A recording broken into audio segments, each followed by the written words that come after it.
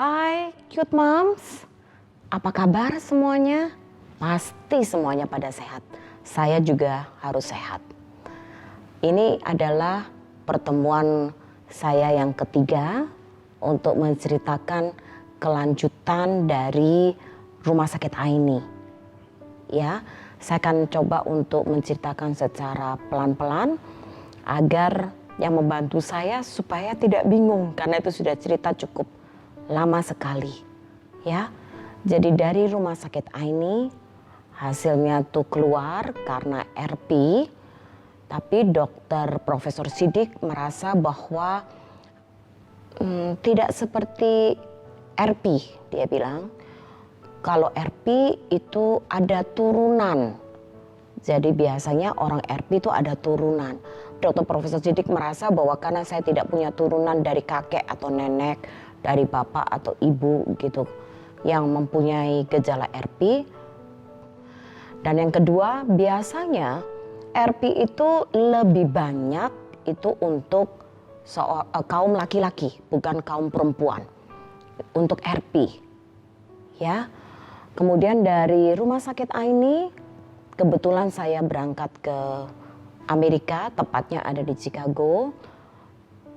Adik saya yang tinggal di sana buat appointment di salah satu, mungkin Intan bisa bantu saya untuk membacain. Illinois Retina Associate di tanggal 21 Agustus 2014. Oke, jadi saya buat appointment 21 Agustus ketemu sama Dokter Sak di sana.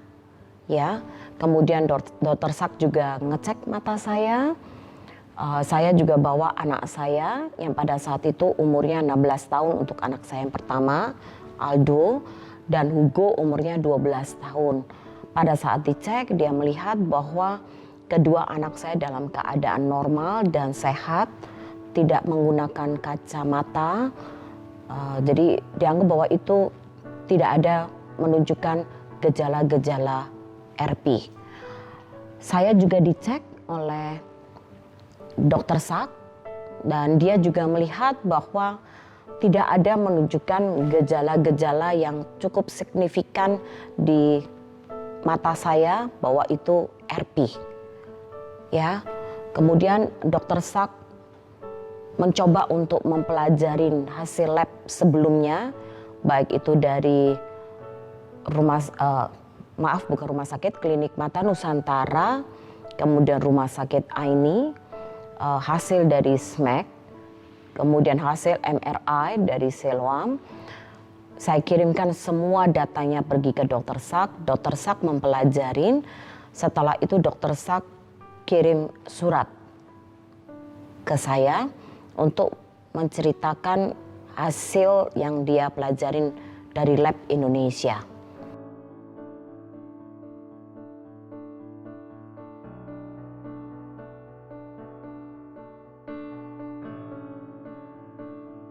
Jadi di situ menjelaskan intinya tidak menunjukkan bahwa itu gejala RP.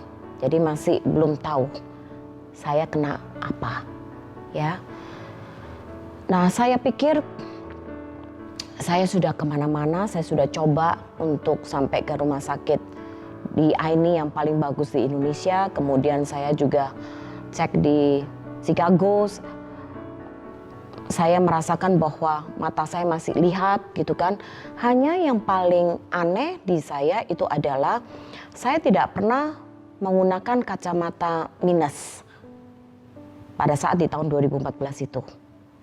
Hanya saya pakai kacamata baca pada waktu itu mulai start ukuran 0,25. Tapi pada saat di 0,25 sekitar di bulan Juli sampai di Desember itu sangat cepat sekali, sampai terakhirnya di bulan Desember itu plus 2,75, tapi tidak ada minus.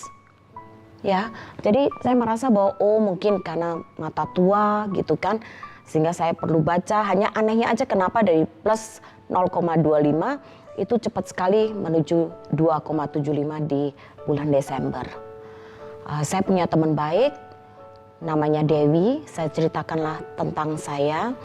Kemudian Dewi menyarankan saya untuk berobat di Singapura, untuk dicek di Singapura. Nah, pada waktu itu dia buat appointment ke Dr. Ong Sek Guan yang ada di Camden Clinic di Singapura, ya. Di bulan Januari tahun 2015. Sekarang saya akan melupakan tahun 2014. Maafkan saya jika nanti saya harus flashback cerita di 2014. Karena mungkin memori saya sudah agak lupa, jadi nanti saya mungkin akan menarik kembali cerita di 2014. Jadi mulai saya akan cerita di tahun 2015, saya buat appointment dan ada appointmentnya di tanggal 16 Januari di 2015. Saya ketemu Dr. Ong Sek Guan yang ada di Camden Clinic. Dr. Ong Sek Guan melihat data-data saya yang sebelumnya saya juga kirim hasil-hasil lab yang ada di Indonesia maupun yang ada di Amerika, Chicago. Saya kirim. Setelah itu dia bilang sama saya, dia tidak mampu untuk menghandle saya karena di luar dari kemampuan Dr. Ong Sek Guan. Terus, terus dia memanggil salah satu dokter yang ada di Camden, yaitu Dr. Andrian Koh.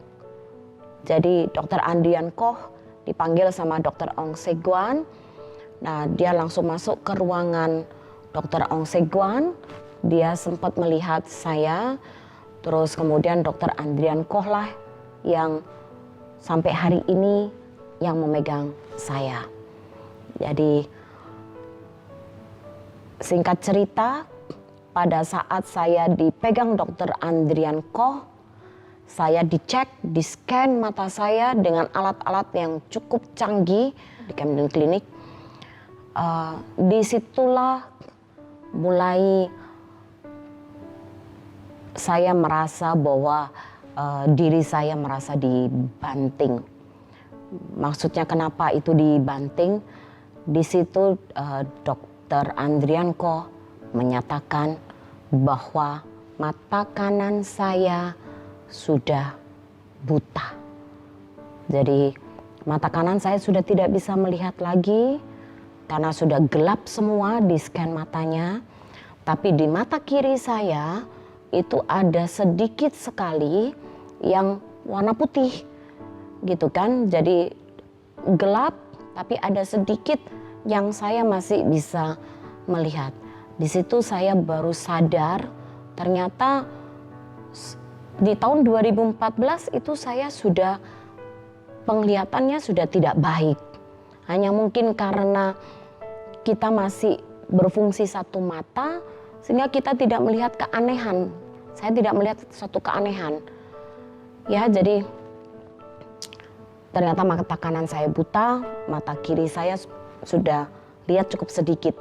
Nah, saya baru sadar pada saat saya dicek untuk dibacain huruf, itu saya harus melihat fokus.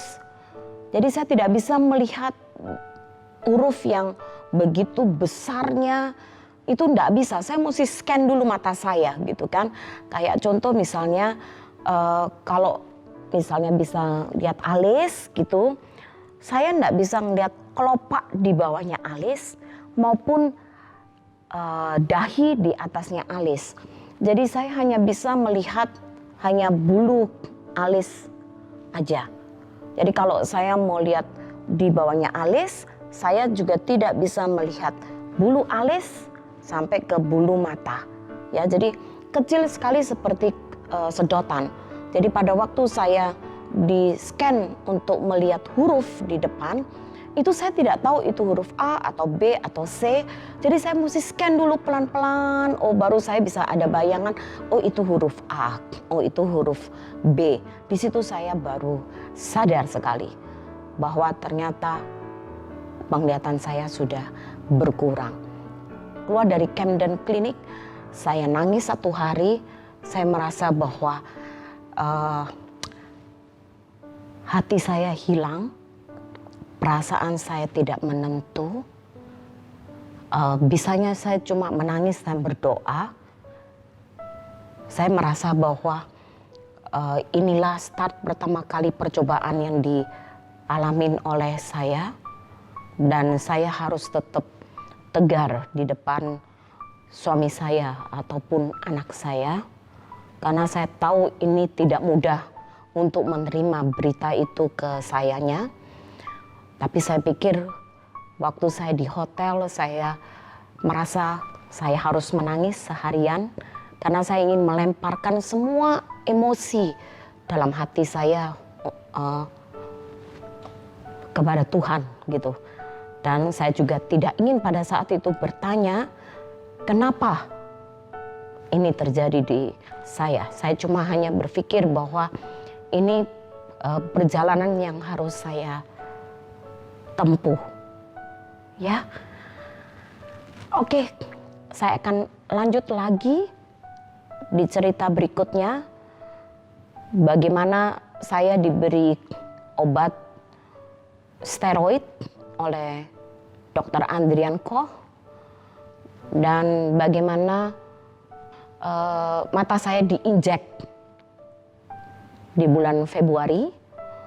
Kemudian bagaimana juga darah saya diambil untuk dikirim ke Amerika untuk melihat hasilnya.